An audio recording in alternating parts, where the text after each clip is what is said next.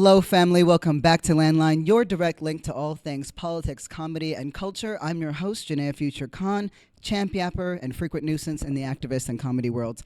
Let's get dialed in. So, today, we're hitting a couple of things. Simone Biles is the GOAT. That is not in question. I'm going to tell you exactly why.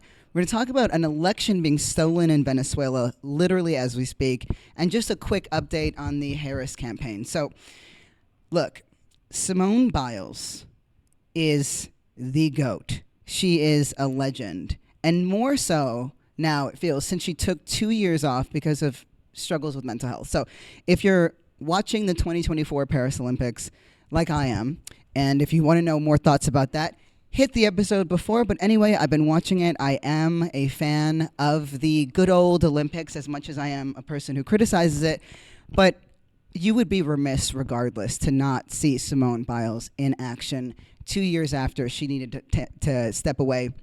So just recently, she won the gold medal in the team final. She brought the American team across to that high up podium that offers gold. So her teammates, Suni Lee, Jade Carey, Jordan Childs, and Hesley Rivera, they had a entire Bodman score and defeated Italy and Brazil, right? So they took the silver and bronze. So this is it. This is Simone Biles' 5th Olympic gold medal. So in total, she has 8 Olympic medals, right, in over 3 Olympics. Her entire medal haul is bigger. So she's got 30 world championship medals, 23 of which are gold, right? So without a doubt, this solidifies her as the greatest gymnast we have ever seen. But I would go so far as to argue that she is the most dominant athlete in sports today.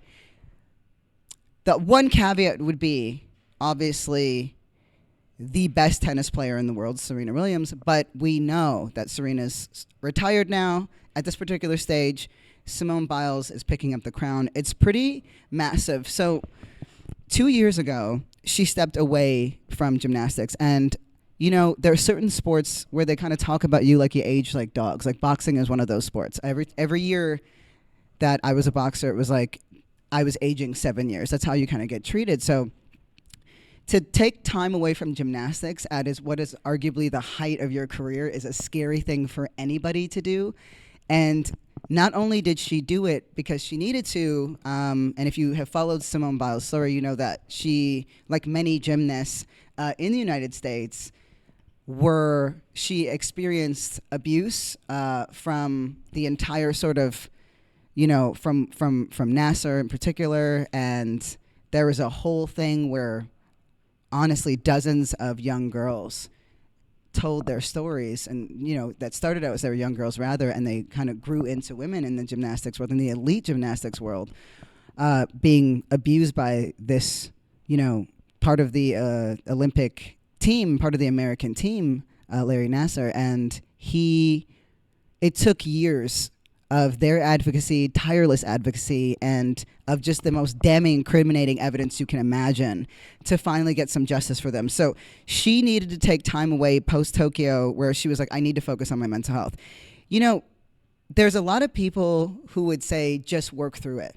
Just, so what? You went through something, just work through it. You don't want to lose these prime moments of your life. But the truth is, you can step away from something and come back in. And I just love to see an athlete like that win. You know, she's openly talked about these struggles and just the abuse she endured as that Team USA gymnast, and to go from that and to use her platform to speak to that, and then also to speak to mental health is pretty amazing to me. She wants to make the sport safer. She wants to leave something behind that is better for the next crop of girls that follow in her footsteps. But if you want more proof of her greatness, outside of the medals and outside of her character, right? She's got 2 moves named after her because nobody else can really do them. The Biles 1 and the Biles 2, all right? She's 27 years old. So as of 2024, no other woman but Biles has landed the Biles 2 in a competition. That is a triple-double, 2 flips and 3 twists. So she's just been doing those things naturally. I want us to just think about what it means to do that at 27. At 27, My biggest emotional breakthrough was realizing that quicksand was a psyop. If you grew up in my generation, you were told that quicksand, like you were informed on every level that quicksand was going to be the thing that was most dangerous to you in the natural world, that you could die at any moment from quicksand. And when I found out at 27 that that was just a flop and a psyop, the rug was pulled out from under my feet. Quicksand is just not a thing that's going to kill you. That's what I figured out. It was a tough sell. But I digress. Just put her talent in perspective. Like, one thing, if you're an athlete or if you're a competitor or if you love the Olympics, you know that it all comes down to a tenth of a second or just down to decimal points. And usually a gymnast is winning a gold medal or a silver medal, whatever, through fractions of a decimal point, the smallest of smallest numbers. But she could be winning like by entire points, like just roughly 2 full points. And that's what Simone Biles typically wins. So to put that in scale, imagine if you were playing tennis, right, at the world stage, and you were just winning like 6-0, 6-0, 6-0, like 6-love across the board. That is what that is the equivalent of. That would be like me getting in a boxing ring and throwing punches and having a 98% punch percentage and accuracy and almost never getting hit. In fact, maybe even not getting hit at all. That's how gangster Simone Biles is. So I just needed to like give her some love. It's exciting to see her win, and I got to tell you, Kamala Harris, just to switch it up right quick to just an update on her campaign, she's neck and neck with Trump, okay?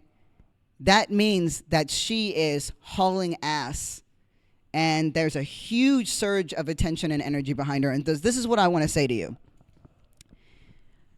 With Simone Biles cleaning up shop at the 2024 Olympics and walking away with a couple gold medals, and with Kamala Harris going neck and neck with Donald Trump and raising $200 million in the span of a week, look, if you hate black women, this is not your season. If you don't like black women winning, I feel sorry for you. This is not your season, my friend. You are going to have to go through some therapy and work through that, because black girls are winning this time around. I got to tell you. So good luck with that. On to the next. One quick thing about the elections campaign that I do find interesting, I want to note this really quickly, is that so Paul Dans is a guy who oversaw Project 2025, right? So he's one of the people who laid out the pathway, laid out the plan to this government overhaul and essentially this steamrolling and streamlining into fascism. So he oversaw this project, this whole federal project, this plan, but especially since Kamala Harris has come around, Project 2025 has become a cudgel that the Democrats and progressives have used to like beat up Trump and his supporters. So what did Trump do? He fired the guy. He was like, well, I don't like how they're using this, so you're fired. Meanwhile, he's saying, don't worry, you just got to vote for me one more time and then it'll be fixed. You won't have to vote again. So he's not walking away from Project 2025. In fact, I would go so far as to argue that he's very much in favor of it. But that means that we got under their skin and that we're sowing discord. And I cannot tell you, the gremlin in me is fucking thrilled by that. Great. Let's keep sowing discords. Let's keep yanking at the skin pegs of fascism, these losers. I'm so here for it. So I just wanted to bring this up. This is a really good thing, but that does not mean that Trump is distancing himself from 2025. Don't believe that for a second. So there is one thing that I have found very interesting. I've had a couple of people bring this to my attention. So if you're following the Harris campaign, you know that to start out, one of the reasons why there's been so much support galvanized behind her is Black women had a national call, so like Black women for Kamala Harris. And it raised a bunch of money. It created mass mobilization. People were able to talk about things. What quickly followed was a, Black men for Kamala Harris call that had tens of thousands of men on it. They were talking about things. It was pretty impressive. It was like, on one hand, there's an absolute goal to shore up support for Kamala Harris. On the other hand, there's a concerted effort to say, okay, this isn't just about shoring up support for Kamala Harris. This is about us shoring up support for our own agendas, what we believe to be important. This is a moment for us to take ownership of this time and push her on things that she needs to be pushed on. So those were great. Millions of dollars have been raised because of the momentum. What followed was 2 phone calls. White women for Kamala Harris. So that was a call, Zoom call, had tens of thousands of participants, all white women. And then there was white dudes for Kamala Harris. And then that had 200,000 white guys on it. And I've heard some lefties like grumbling and saying, well, this is stupid and why would they do this? And, I understand that any congregation of just white people is alarming. I stumbled into a marathon once and I wasn't sure whether it was that or like a White Lives Matter rally. There might be one in the same. I'm not going to equivocate, okay? I'm not going to equivocate. That's a joke, you guys. It's okay. But what I will say is I think this is a good thing. I think this is a great thing. I know that it's annoying to be like, oh, well, is this cultural appropriation? And maybe they're just following, like, don't they understand that we were doing these calls for a reason? It's like, yeah, they're doing it for the same reason. I think it's a great thing when we are caught in this moment of this unprecedented time. You know how I feel about that term, right? Where this new Democratic nominee, all but guaranteed, is starting in the absolute last quarter of this election. And you need to have a historic run in order to have a fighting chance. And she's got a real puncher's chance. And look, it is overwhelmingly white men and white women who vote for Donald Trump. So if they can get together and crack some jokes and laugh about the fact that there are all these white folks on this call, but they got to do what they got to do to make sure old girl wins, that's a good thing. I'm really confused about I've seen more than a couple of people say, and it's like, yeah, it's corny. We know it's corny. It's so corny, but it is important. And I actually applaud it. I think it's important. It raised that one call alone with all these white dude bros raised, $4 million, I think, for Kamala Harris. That's a great thing. These are not the people you need to be worried about. They're not the ones out there at these fascistic white supremacist rallies suggesting that slavery never happened and that, segregation is a good thing. Are progressives corny and annoying? For sure. Like, we already knew that. But when they're trying to organize themselves and they're following our blueprint, does it translate easily? No. But this is a value add. No, make no mistake about it. Why don't we have the interracial calls for Kamala Harris? I guess that's the next step. I don't know. Get the biracials going too. There, yeah. Let's get the biracial. Let's get the light skins. No, I'm a fan of this. I think it's great. I do. Of course, we have to move past the identitarianism, but this is one phone call, y'all. It's okay. This is a good thing.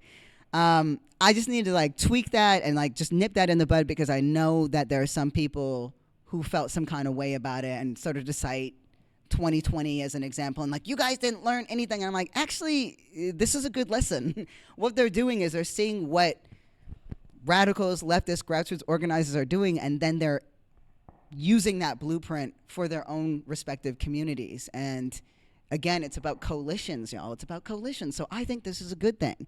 And again, with Simone Biles, Kamala Harris winning, if you don't like black girls, I'm sorry for your loss. This is not your season. I just got to say it again. So on to the next. We got Venezuela. This took me some time to understand because if you are paying attention, right now an election is being stolen in Venezuela, and this is important. The blueprint that we're seeing here in the United States, the one that was attempted in France, the ones that exist in Russia, that's happening in Israel, which is very intent on going to war with everybody. We know that they're shooting bombs over in Lebanon now, all in the name of fighting Hamas. They're fighting multiple wars in the interest of, quote unquote, safety. But it's that's not a guarantee of safety. That just ensures the opposite of that. Maybe it just seems like at this moment that Netanyahu in Israel has a problem living amongst Muslims and brown people. then if that was the case and that's the traditional homeland, you'd think you'd have some kind of, I don't know, bandwidth for that. But apparently that's not the case. I would love for America to stop bankrolling that. But speaking of America and its foreign policy, this has everything to do with Venezuela. So let's get down to the brass tacks. I had to ask somebody what that meant, so I knew I was saying it right. Okay, so the current president, Nicolas Maduro, right? This is a guy who has recently been declared a winner. So he was the sitting president. He's been currently declared the winner of the elections. And they're saying that he's won in a landslide. But the truth is, for all intents and purposes, it was the opposition candidate, Edmundo Gonzalez, that won in a landslide. So what they're doing is they're hiding the election results. So this is what the opposition coalition behind Gonzalez's candidacy, this is what they're saying. They obtained more than 84% of the tallies, right? And one of the representatives said that she is confident he was chosen in Sunday's elections to be Venezuela's president, right? So there's clear evidence that Maduro is not playing fair.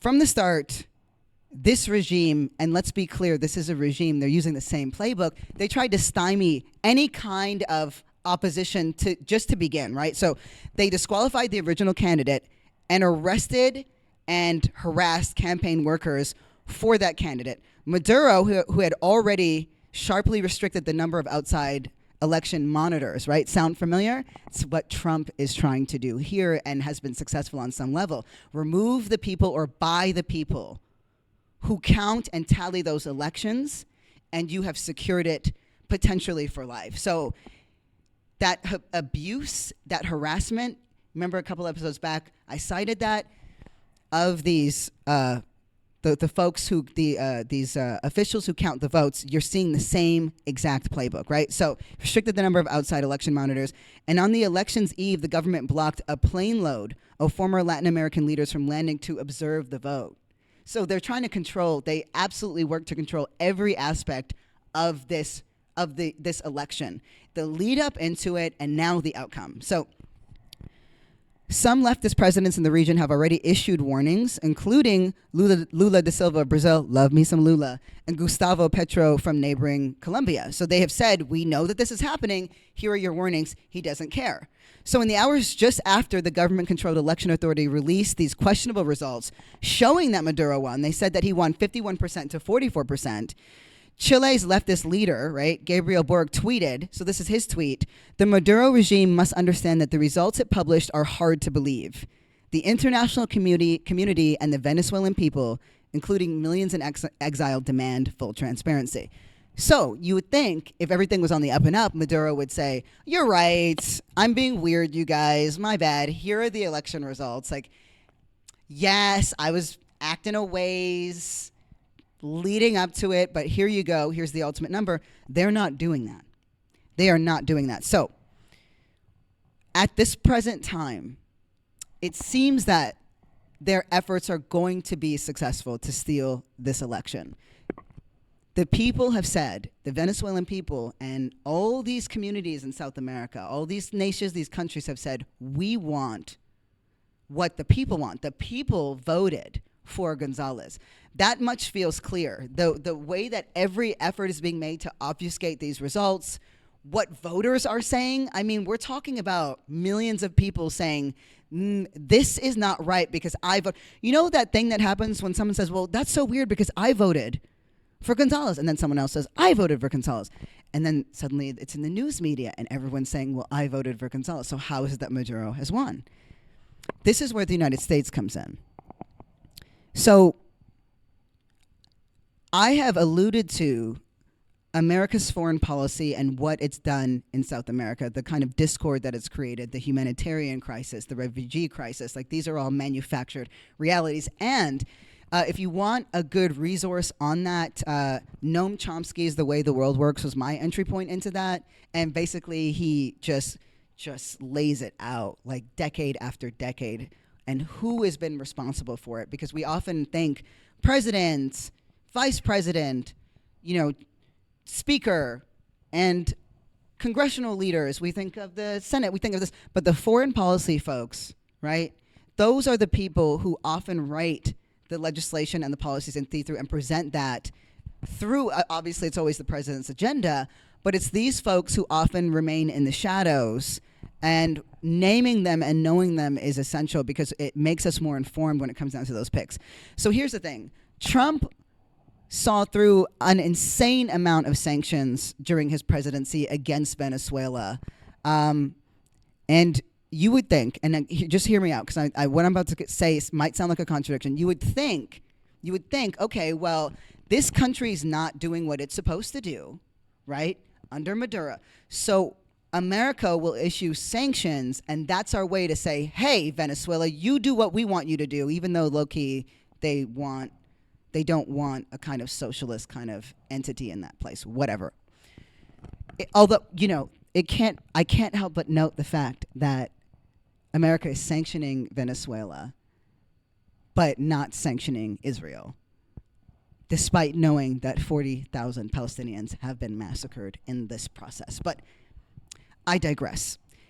Here are the reasons why I believe that these sanctions should actually be lifted despite the fact that this election is being stolen. And I want to speak specifically about what Trump's sanctions have done and how that's impacted the Venezuelan people.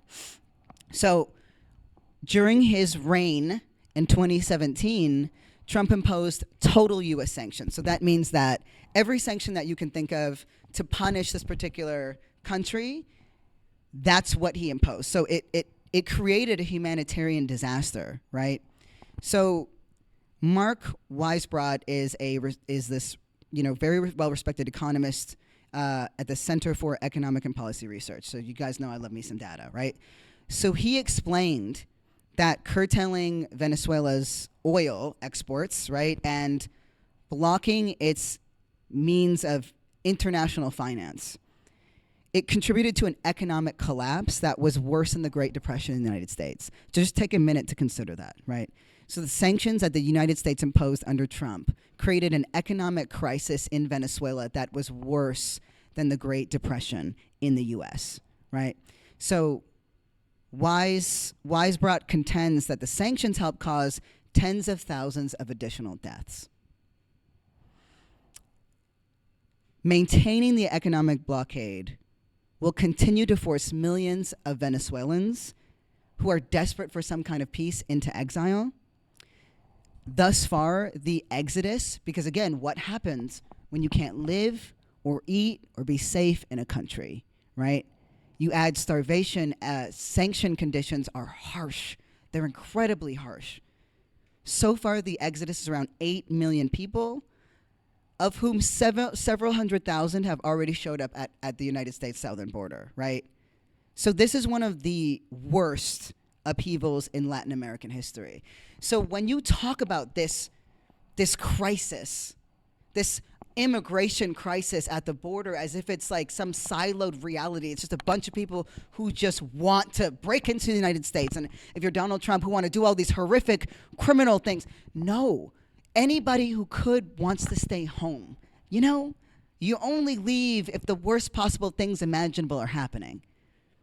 Nobody wants to leave home. You are forced to under the most unimaginable conditions, right? So the question is, was it worth it? Did these sanctions promote democracy? They did not. They did not. A leading opposition leader in Venezuela, his nickname's Chuo, he said, quote, "The Trump administration believed that if you make people suffer, if you impose the politics of pain, that you will promote a general insurrection. That did not happen. Hungry people do not revolt." So, was it worth it? The Washington Post has just reported that Trump officials knew that imposing total sanctions would force a big jump in the number of Venezuelan refugees. But here's the thing. Chaos at the border, right, that's one of their quotes, helps the MAGA movement. They had a vested interest in creating this kind of chaos because it meant that they could see through their agenda more easily. It doesn't matter that we're destroying people's lives so long as this gives us more fodder to attack the Democrats with, and so long as we can further escalate our rhetoric on the border, right? So you've seen Trump's sabotage of any kind of bipartisan compromise in Congress that would have made asylum requests at the border easier. Instead, they've done everything they can to make them more difficult. So, again, you've got to ask yourself, right? Because we're sitting here and we're like, okay, well, America is the land of the free, and America does this and America does that. Everything that America does, and the president and who that president is and what their whole platform is, has effects not only on us but everywhere in the world. That's why it is so incredibly important that we have our hand on as many levers of power as we possibly can, despite the fact that we are living in a game that is rigged. Let me tell you something. It was rigged before we got here. It's rigged while we're here. But we're still on the board, and as long as we're on the board, there are moves for us to play. The only time we lose is when we stop. The only time we lose is when we don't try. Every time that we give up and concede power, it impacts people around the world, right? So, during this era of black women winning in public, despite the fact that there's a vested interest in black folks just not winning in general, brown folks not winning, Muslims not winning, Jewish people not winning.